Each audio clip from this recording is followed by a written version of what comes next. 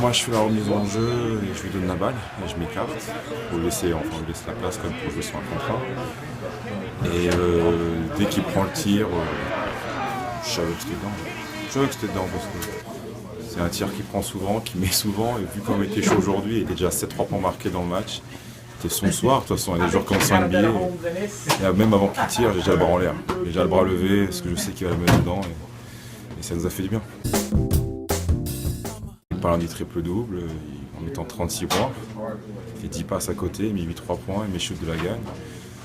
2 matchs de suite parce qu'il fait la même à Détroit. Donc non, il est en train de confirmer sa saison rookie, de se placer dans les top meilleurs meneurs. Je vais pas te mentir, non.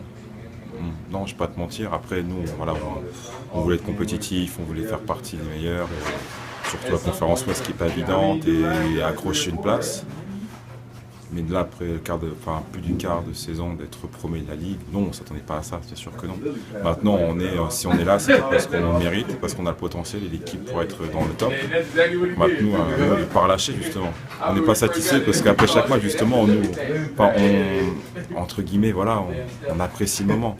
On est content, on est premier, on joue bien, mais demain, on va commencer une série de défaites, donc il ne faut pas se relâcher. Pas se relâcher et on joue à fond, on joue les matchs les uns après les autres et on se prend pas la tête. L'année dernière, même si on ne fait pas les playoffs, les 13 derniers matchs, voilà, je joue pas, Wesley joue pas, Aldridge on joue pas, il en manque 10 et on en perd 13 de suite. Mais avant ça, on était dans la course aux playoffs. Au mois de mars, on était encore dans la course aux playoffs, les gens oublient ça.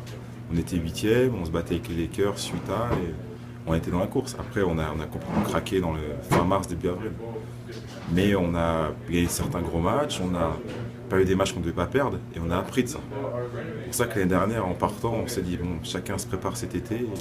On a appris nos erreurs. L'année prochaine, on sera là. On sera là parce qu'on a le groupe pour faire quelque chose. On a renforcé derrière avec Robin Lopez, Mo Williams, Dorell White, Thomas Robinson et l'émergence de Joe Freeland qui a complètement rené depuis cet été, donc voilà, ça donne ça pour l'instant. On est un petit marché, on n'est pas vraiment connu, on est une équipe voilà, on nous découvre, on va dire, entre guillemets, parce que les 2 ans de suite, on ne fait pas les playoffs, on n'est pas très bon, et là voilà, on est en train de commencer, les gens commencent à avoir un buzz autour de nous. La Marcus Aldridge est clairement le meilleur poste 4 de la NBA. Et dans le top 5 de la Ligue pour l'instant. Donc il est 3 fois meilleur joueur de la semaine, conférence Ouest, qui est une conférence de fou. Enfin voilà quoi, il devrait starter le All-Star Game, c'est sûr. Après, j'espère que les gens vont remarquer ça. Voilà, t'enchaînes l'Euro, t'enchaînes ici, tu commences une saison à 22-4. Voilà, que demander de plus, c'est génial. Maintenant, il ne faut pas s'enflammer. Parce que j'ai connu 2 dernières saisons difficiles, collectivement surtout. Donc voilà, on ne va pas s'enflammer, c'est bien ce qu'on a fait, mais comme on dit souvent entre nous, on n'a rien fait, surtout avec la Marcus. La Marcus Aldridge et moi, on est ensemble depuis 6 ans maintenant, on a connu pas mal d'histoires. Et là, ce qu'on est en train de vivre, c'est génial, donc on se dit tous les jours, on profite, mais il faut qu'on reste là-haut, il faut qu'on reste en haut parce que voilà, on doit être maintenant, si on est là, on l'a pas volé de toute façon, on n'a pas volé, on est en haut, on va attendre des grosses équipes, donc on va tout faire pour rester dans les meilleurs.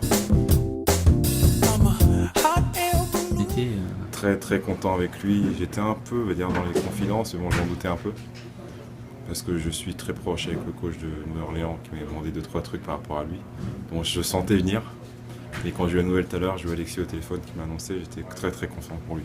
C'est une bonne continuité par rapport à l'Euro même voilà, aussi. Il a eu des débuts difficiles quand il s'est fait drafter, c'est pas évident, surtout quand tu es un grand intérieur, c'est pas évident, mais là il a eu l'humilité de revenir en France, de retravailler, de bosser, de reprendre tout à zéro avec un coach que je connais très bien, Vincent Collet. Et donc quand moi j'ai vu cet été en équipe de France, c'était un nouveau Alexis, c'était Alexis 2.0.